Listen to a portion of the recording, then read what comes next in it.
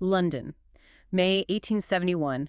Karl Marx sits at his desk writing. Right in the thick of it all. Exactly. And across the channel, the Paris Commune is being drowned in blood by the Versailles troops. It's just a horrific scene. Yeah, completely devastating. Between 10,000 and 30,000 workers will be executed in a single week. Wow. But Marx knows the working class of Paris held power for 72 days, and they created a state of a totally new type. This is In Defense of October, Episode 1, The Morning After, Part 3. What is a worker state? The question this part takes up is, what was the theoretical foundation of the Soviet state, and how did the Bolsheviks understand the relationship between their new worker state and the international revolution? We're not taking sides here. We are not endorsing the viewpoints of any political faction. We are examining the historical events and ideas as they are presented in the source material. So let's just do a really brisk, 30-second recap of Part 2 to set the stage. Good idea. The Bolsheviks took power and immediately issued these sweeping revolutionary decrees. Right, the initial actions. Yeah. The Decree on Peace appealed directly to the peoples of the world over the heads of their governments. The Decree on Land abolished landlord property. They formed the Sovnarkom and enacted the 8-hour day. All while making education a massive priority in a country that was, actively starving. Exactly. So for our deep dive today, let's move to August and September of 1917, just a few weeks before the insurrection. Okay, setting the timeline. Right. Place yourself in a hayloft in Finland. A hayloft? Yeah, literally a hayloft. Lenin is in hiding. Right, he's fleeing the police at this point. Completely off the grid. And in this isolation, he is writing The State and Revolution. Which is such a massive text for understanding all of this. It really is. Frame this as the exact moment. The lessons of that crushed Paris Commune from 1871 are translated directly into the central theoretical question of the Russian Revolution. Yeah, because he goes right back to the conclusion Marx drew from all those bodies falling in Paris. Yeah. Marx wrote, "The working class cannot simply lay hold of the ready-made state machinery and wield it for its own purposes. The existing state cannot be reformed." Okay, so you can't just take it over. Right. Lenin leans heavily on a letter Marx wrote to Kugelman. Marx wrote, "If you look up the last chapter of my 18th Brumaire, you will find that I declare that the next attempt of the French Revolution will be no longer, as before, to transfer the bureaucratic military machine from one hand to another, but to smash it, and this is the precondition for every real people's revolution on the continent." And this is what our heroic party comrades in Paris are attempting. Smashing the apparatus is the universal precondition for revolution. Well, let me just make sure I have this analogy right for you, the listener, because this idea of smashing the machine is so central. Yeah, go ahead. Think of the old state machinery like the courts, the police, the standing army as a specialized factory. A factory. Right. And this factory was designed from the ground up to produce only one specific thing, which is class rule. I see where you're going with this. You can't just put new management in the front office of that factory and expect the gears to suddenly produce equality, right? You have to tear down the factory entirely and build a totally new system. That is exactly the theoretical implication here. When they talk about smashing the machine, they mean a total transformation. Like, practically, what does that look like? Well, the standing army gets replaced by the armed people themselves. Wow, okay. Yeah. And the police are stripped of their political functions.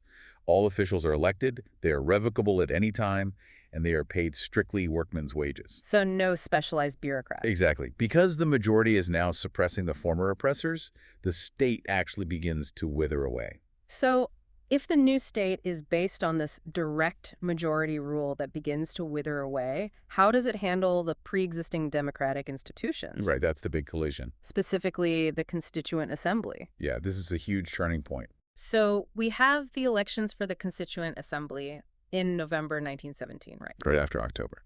But the elections use these outdated party lists drawn up under the old provisional government. Which caused a massive structural problem. Right, because it placed the right and left the social revolutionaries, on the exact same ballot. And they had totally split by this point. Right, completely. Imagine taking a massive political party that just fought a civil war against itself and putting both wings under the exact same checkbox. So voters didn't even really know who they were empowering. Exactly. Now, fast forward to January 5, 1918, the assembly meets. The right SR majority refuses to recognize the Soviet decrees on peace and land. They just reject them outright. Yeah, and they declare themselves the supreme authority.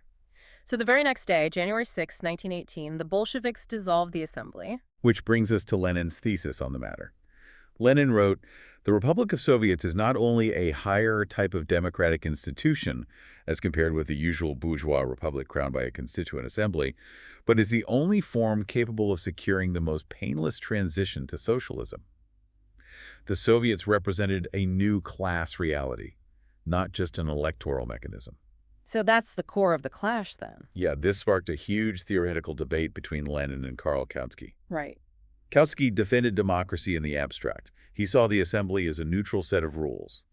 But Lenin argued that the Bolsheviks viewed dissolving the assembly as a measure of revolutionary self-defense. Okay, self-defense. Yeah, they prioritized the material interests of the working class over formal parliamentary procedures. But wait, if they believed in total majority rule, doesn't dissolving an elected assembly look like a betrayal of that exact principle? I mean, shutting it down just looks bad. Well, you have to look at what the assembly was actually doing on the ground. It had become the rallying point for the counter-revolution. The cadets, the white generals, they were all using the assembly as a shield to organize against the new workers' state. So they felt they had to make a choice. Right. It was a choice between a formal assembly and the actual power of the Soviets. So they prioritized the survival of the worker state. Above all else, yeah. But, you know, the grim realities of Russia forced them into even deeper contradictions than just the assembly. Oh, absolutely. I mean, think about the Russian economy at this point. It is a devastated wasteland. Completely ruined by the war. The country is starving, it's largely illiterate, and surrounded by enemies. So in March and April of 1918, Lenin writes a piece calling for iron discipline in the factories. Iron discipline. Yeah, and he calls for employing bourgeois specialists at really high salaries. Which goes directly against the whole workman's wages principle we just talked about. Exactly. And Trotsky makes similar military decisions. He has to build the Red Army, so he recruits former Tsarist officers as military specialists and implements this super strict hierarchy. Which is just a massive dialectical tension. Right. See, the material conditions required for a state to wither away, like abundance and universal literacy, they just didn't exist in Russia. Not at all. Therefore, the state had to use dictatorial methods and bourgeois expertise to survive. Just to keep the lights on. Exactly. Lenin and Trotsky didn't view this as a permanent ideal. They viewed it as a necessary retreat to prevent the total collapse of the revolution. Let me offer an analogy to really ground this tension for you, the listener. Okay, let's hear it. Compare the situation to a crew that has mutinied and taken over a sinking ship so they can run it democratically. Okay, a mutiny on a sinking ship. Right. But they suddenly realize no one on the crew actually knows how to operate the boiler room. Oh, wow. Yeah. To stop the ship from going down, they are absolutely forced to order the old engineers back to work under strict discipline. Because if they don't, everyone drowns. Exactly. The survival of the ship dictates their actions. That's incredibly fitting.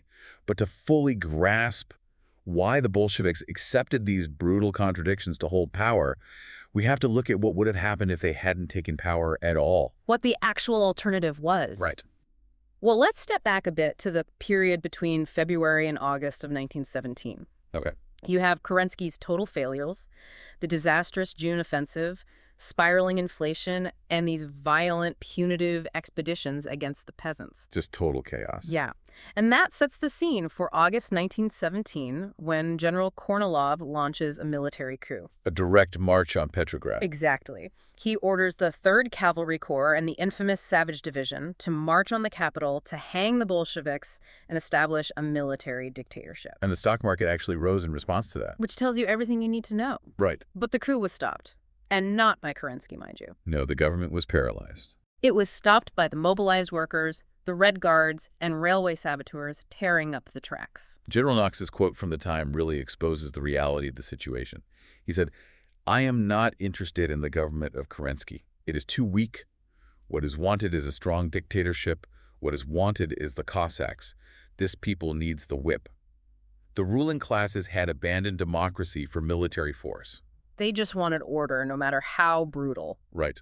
When we analyze the historical counterfactual here, the alternative to the October Revolution was never a stable, liberal, democratic republic. Right. It was a savage military dictatorship. The possessing classes had exhausted coalition politics and turned to naked violence. And just look at the moderate socialists, the Mensheviks and the SRs. Yeah, their role in this is crucial. Their policy of coalition with the bourgeoisie rendered them completely helpless during Kornilov's advance. They proved they could not defend the revolution. So to give a final theoretical summation here, the Bolsheviks created a completely new type of state meant to be direct popular power. But because they were isolated in a backward, starving country, the state was shot through with deep contradictions. Yeah. The degeneration of the state was not inevitable, but a product of this isolation and the failure of the revolution to spread to advanced capitalist countries. And that isolation brings a crushing threat looming right over them. A massive threat. The German army remains on Russian soil, and the Soviet government has no army to speak of. None at all. Next time, on Episode 2, Brest-Litovsk, we'll dive into the German ultimatum, the bitter three-way debate inside the party, and the fact that the fate of the entire worker state will hang on a single vote. It's going to be intense. It really is. So I want to leave you with a final thought to ponder. What happens to a political movement that stakes its entire existence on an international uprising when it wakes up the next morning to find it is completely alone?